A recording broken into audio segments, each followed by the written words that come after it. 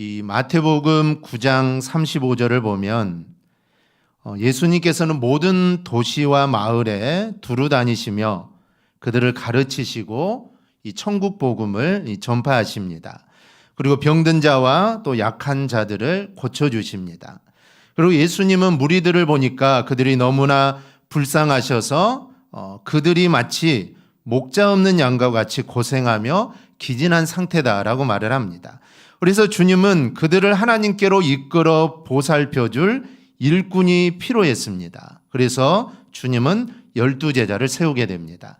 오늘은 그 제자들을 파송하는 내용입니다. 이 본문에는 12제자의 이름이 나오는데 사실 이 예수님을 배반한 가룟 유다를 빼면 모두 다 영광스러운 이름입니다. 우리가 이들만을 사도라고 부릅니다. 그래서 고유명사가 되어버린 이름입니다.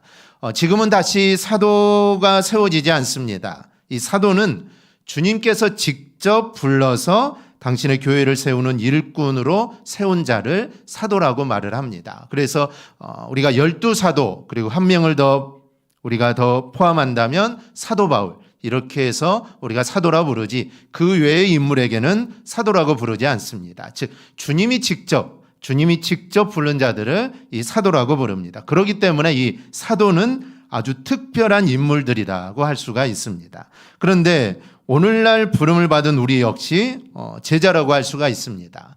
우리가 사도는 될 수 없지만 우리가 주님으로부터 보냄을 받아 또 주님을 대리하는 자로 이 땅에 산다는 점에서 우리 또한 특별한 부르심을 받았다라고 할 수가 있습니다. 그렇다면 우리도 영광스러운 이름을 받은 자들이고 우리 모두 다 예수님의 제자입니다. 그런데 중요한 것은 내가 예수님의 제자인가 제자가 아닌가 중요한 게 아니라 우리가 주님의 제자로 자처하면서 내가 성도요 또 그리스도인이라고 자처하면서 정말 제자다운 면모를 내가 보이며 살고 있느냐, 사실 이게 더 중요합니다. 가룟 유다는 예수님의 12제자 사도로 부름을 받았지만 그는 사도의 사명을 감당하지 못했죠. 그래서 사도로 부름받은 것도 중요하지만 사실 사도로서의 삶을 사는 것, 즉 복음을 위해 그들의 목숨을 내놓으면서 복음을 증거하는 것, 이게 사도의 사명인데 사실 가룟 유다는 그 일을 감당하지 못했던 겁니다. 그래서 제자로 부름받은 것도 중요하지만 제자로서 살아가고 있느냐, 이게 더욱더 중요합니다. 그런 면에서 우리는 주님께서 12제자를 파송한 오늘 본문을 보면서 우리의 모습이 어떠해야 하는지 우리가 함께 좀 살펴보려고 합니다. 그래서 오늘은 부름받은 삶에 대해서 우리가 함께 좀 살펴보려고 합니다. 첫째는 예수님께서 부르시고 보내신다는 점을 우리는 보아야 합니다. 이 본문에는 12사도의 이름이 나옵니다. 제가 서두에서 말씀드렸듯이 우리 모두는 모두 다 제자입니다. 그러니 우리도 제자임을 잊지 않기를 축복합니다. 근데 5절을 보면 예수님께서 이 12를 보내셨다라고 말을 합니다. 우리가 제일 첫 번째로 생각할 것은 주님께서 부르시고 세우셨다라는 점입니다. 먼저 주님은 우리를 부르셨습니다. 사실 우리 스스로 나선 게 아니죠. 제자는 부름을 받아 세워지는 것입니다. 즉 부름받은 삶이 제자의 삶입니다. 자신의 공명심으로 스스로 나서는 것이 절대가 아닙니다. 이 다른 종교의 이 수도자들은 대부분 자신의 판단과 결정으로 그 길을 갑니다. 수도자들은 세상의 육신의 편리와 성공이 아니라 그것들과는 다른 삶을 살고자 세상과 일정한 거리를 둡니다. 그리고 그 길을 가죠. 그래서 사실 모든 종교의 수도자들은 사실 존경받을 만한 자들입니다. 하지만 저들의 그 길은 본질적으로 자신들의 결정에 따라 그런 삶을 사는 겁니다. 그런데 주님의 제자는 다릅니다. 주님의 제자는 부름을 받은 자들입니다. 오늘 성경 12제자가 나와 있는데 이 모두 다 사실 주님이 그들을 부른 것입니다. 즉 읍으로 있을 때 아니면 세관에 있을 때 예수님이 그들의 이름을 직접 부르면서 제자로 부른 것이죠. 그렇기 때문에 주님의 제자는 부름을 받은 자들입니다. 주님께서 부르시지 않으면 사실 세움을 입을 수 없습니다. 내가 나서겠습니다라는 그런 사실 용기만으로는 주님의 제자가 될 수가 없습니다. 그래서 부름을 받는 일이 제일 먼저입니다. 주님께서 세워주실 때 제자가 되는 것이죠. 물론 우리가 제자가 되는 일에는 주님의 우리의 결단이나 결심이 없는 것은 아닙니다. 사실 주님이 부르실 때 그 부름에 응답하는 게 필요하죠. 사실 주님이 베드로를 불렀을 때, 아니 다른 제자도 마찬가지죠.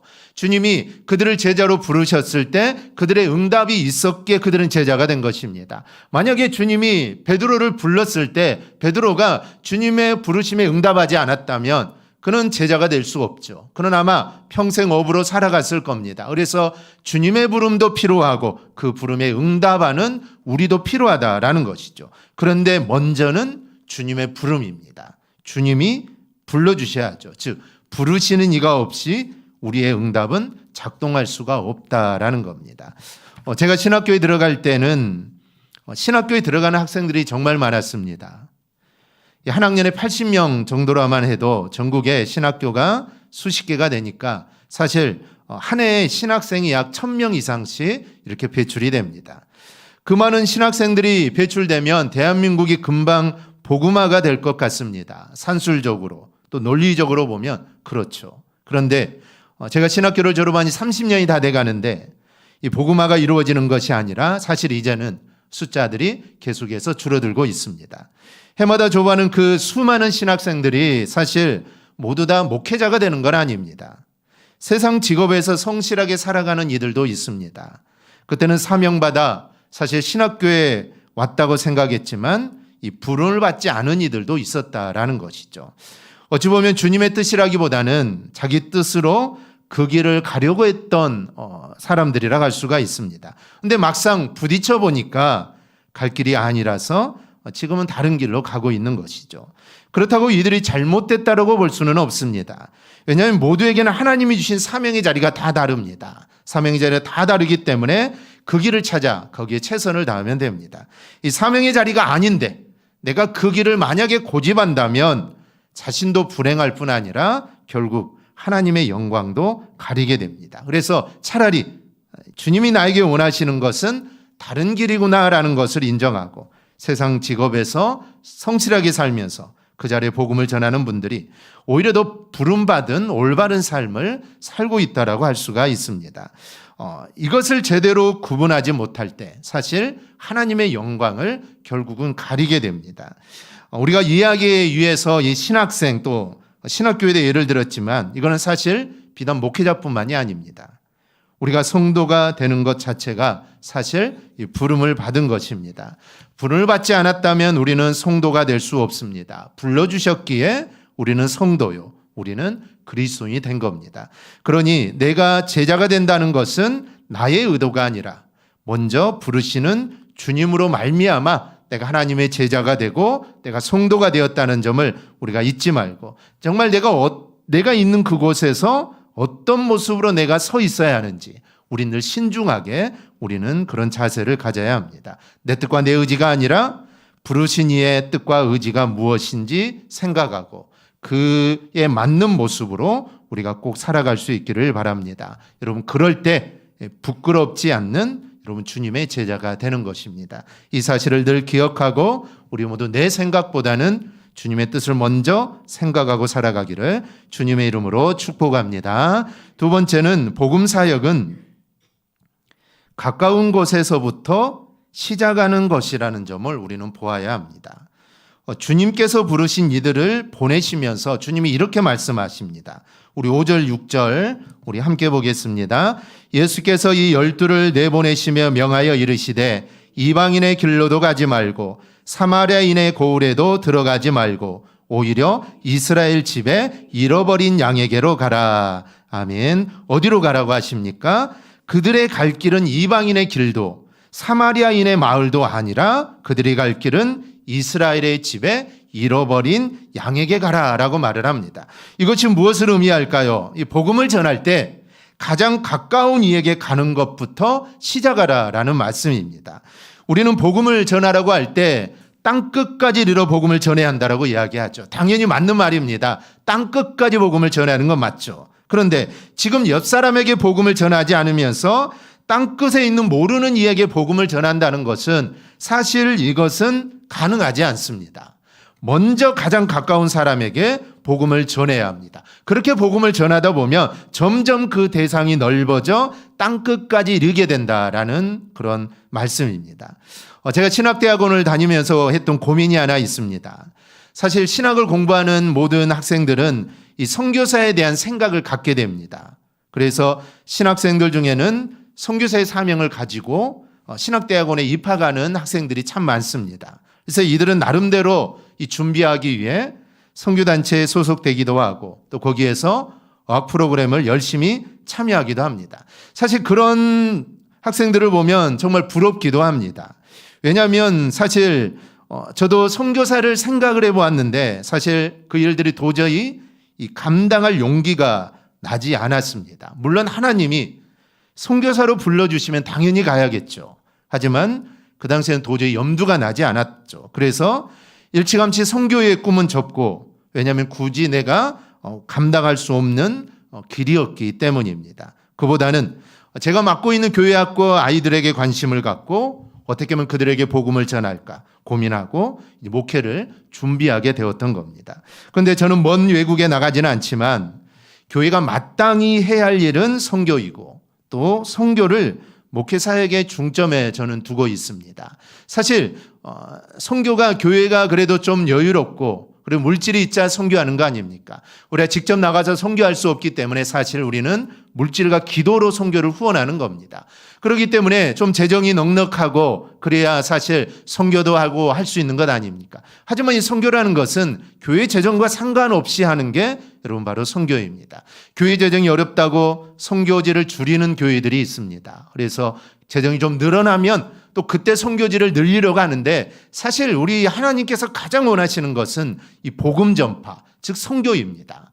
교회도 세워지는 것도 참 중요하지만 교회 재정이 넉넉하고 다른 일도 많이 하는 것도 참 중요하지만 정말 하나님이 원하시는 것은 복음이 전해지는 것, 이 선교, 이 사명 감당하는 것, 이 일들 하나님이 너무나 기뻐하십니다. 그래서 어려운 중에도 선교를 끊지 않고 선교에 집중하는 교회, 그 교회는 반드시 하나님께서 책임져 주시고 하나님 부흥케 하시는 역사가 바로 일어나게 됩니다. 우리가 선교사님들을 기도와 물질로 섬기고 또한 지역 복음화를 위해 나아가는 겁니다. 저는 이게 바로 주님이 원하시는 방법이 아닌가 이런 생각들을 해봅니다.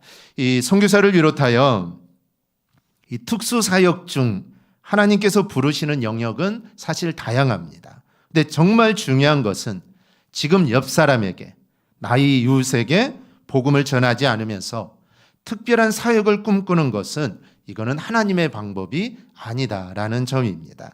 주님께서 제시하는 첫 번째 방법은 이방인의 길도 아니고 사마리아의 골목도 아닙니다. 먼저는 이스라엘이 잃어버린 양에게입니다. 즉 가장 가까운 사람부터 복음을 전하는 겁니다. 따라서 우리는 내가 있는 자리에서 감당할 복음이 무엇인가 우리는 생각해 봐야 합니다. 주님은 그들에게 천국이 가까이 왔다라고 말하라고 했고 병든 자를 고치고 귀신을 쫓아내라고 합니다. 이는 복음을 전하고 그들에게 사랑하는 모습을 나타내라는 것이죠. 사실 주님이 병자를 고치고 귀신을 쫓아내신 것은 그들을 사랑하시기 때문입니다. 즉 사랑의 모습이 그런 걸로 나타난 것이죠. 즉 우리도 복음을 전하고 그들을 사랑하는 모습들을 우리가 보여주어야 합니다. 이 사도행전의 사명도 생각해 봅니다. 사도행 1장 8절을 보면 오직 성령이 너에게 임하시면 너희가 권능을 받고 예루살렘과 온 유대와 사마리아 땅끝까지 이르러 내 증인이 되리라 하시니라. 이 말씀도 보면 성령으로 권능을 받고 주님의 증인이 되라고 하셨는데 지역에 대해 말씀합니다. 먼저는 예루살렘입니다. 그리고 그 다음은 온 유대, 그런 후에 사마리아, 나중에는 땅끝까지입니다. 이때에도 주님은 자신의 가장 가까운 주변에게 복음을 전하라고 하죠. 사실 여러분 그러다 보면은 땅끝까지 복음을 전하게 된다라는 것이죠. 내 주변에게 전하고 내 주변에게 복음을 전하면 좀 더 넓어지겠죠. 범위가 넓어지다 보면은 결국에는 이 복음이 땅끝까지 가게 된다라는 겁니다. 따라서 우리는 주변에는 무관심하고 먼 곳에 복음을 전하려고 할 것이 아니라 가장 가까운 곳, 가장 가까운 이들에게부터 복음을 전하여 그들로 하여금 하나님의 은혜와 하나님의 사랑을 깨닫도록 우리는 해야 합니다. 근데 이때 주의할 것은 있습니다. 나의 능력으로 저들을 변화시키는 게 아니라는 점을 우리는 알아야 합니다. 주님께서는 전파하라 하시고 병을 고치고 귀신을 쫓아내라고 합니다. 쉽게 해석하면 전파하고 그들 속에 들어가 사랑하는 모습으로 설하는 것이죠. 그러면 그 영혼을 부르시는 것은 주님의 몫입니다. 이 원리가 사실 전도와 선교의 원리입니다. 사실 영혼 구원은 내가 하는 게 아닙니다. 우리의 노력으로 하는 게 아니죠. 물론 이 말은 필요 없다라는 말이 아닙니다. 필요하지만 영혼 구원은 사실 하나님의 손에 달려 있다는 것이죠. 하지만 우리의 역할도 정말 중요합니다. 로마서 10장 14절을 보면 그런즉 그들이 믿지 아니하는 일을 어찌 부르리요 듣지도 못한 일을 어찌 믿으리요 전파하는 자가 없이 어찌 들으리요. 여러분 듣지 못했는데 여러분 어떻게 믿을 수 있겠습니까?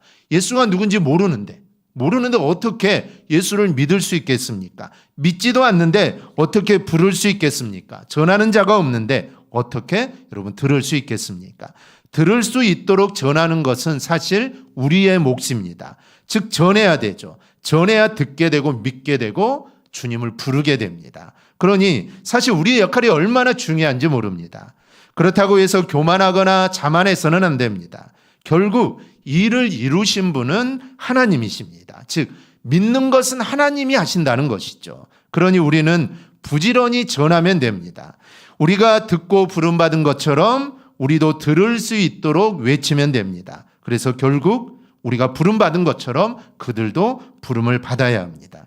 하지만 우리의 능력이나 노력으로 변화시키는 게 아닙니다. 우리는 다만 가라고 하신 대로 우리는 갈 뿐입니다. 그리고 우리가 선 그 자리에서 복음을 전하고 사랑하는 겁니다. 그러면 하나님께서 반드시 구원의 역사를 이루어 주실 줄 믿습니다. 셋째로 제자의 삶은 단순하고 담대한 삶이라는 점을 보아야 합니다.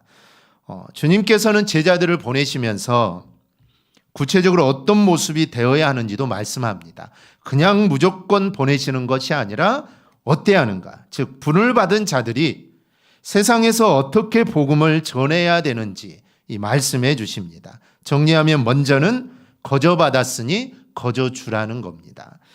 잃어버린 이스라엘에게 가라. 그리고 천국이 가까이 왔음을 전파하고 병을 고치고 귀신을 쫓아내라고 말씀합니다. 이 사역을 할 때 원리가 있습니다. 그것은 거저 받았으니 거저 주는 겁니다. 무엇을 바라고 하는 게 아닙니다. 부름받은 삶은 부르신 이로 말미암아 사는 것입니다. 부르신 주님께서 받아서 우리가 사는 것이죠. 우리 역시 받았으니까 그 받은 것을 그냥 거저 나누어 주라는 것이죠. 여기는 복음도 물질도 사랑도 모두 다 포함됩니다. 우리는 받은 자격이 없는데 사실 우리는 거저 받았죠. 그러니 우리도 그냥 나누어 주면 되는 겁니다. 참 단순하고 쉽습니다. 이 복음 전하는 거, 전도라는 것은 사실 너무나 단순하고 쉽습니다. 계산할 필요도 없죠. 받았으니 주라는 것이죠. 또 하나는 소유가 아니라 단순한 삶을 살라는 겁니다. 주님이 이렇게 말씀합니다. 우리 9절 10절 우리 함께 보겠습니다. 너희 전대에 금이나 은이나 동을 가지지 말고 여행을 위하여 배낭이나 두보롯이나 신이나 지팡이를 가지지 말라. 이는 일꾼이 자기의 먹을 것 받는 것이 마땅함이라. 아멘. 부름받은 삶의 대전제는 단순입니다. 오늘날 삶을 보면 전대의 돈을 가득 채우려고 합니다. 여행을 간다고 하면 여행용 트렁크를 몇 개씩 준비하죠. 자동차를 가지지 않으면 이동할 수 없다라고 생각합니다.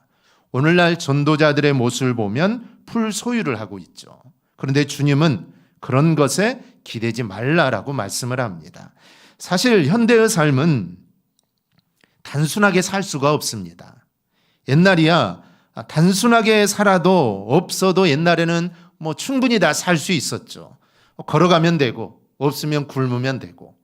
하지만 지금은 쉽지 않습니다. 이 모든 게 사실 없으면 모든 게 불편합니다. 그래도 단순하게 살라라는 것이죠.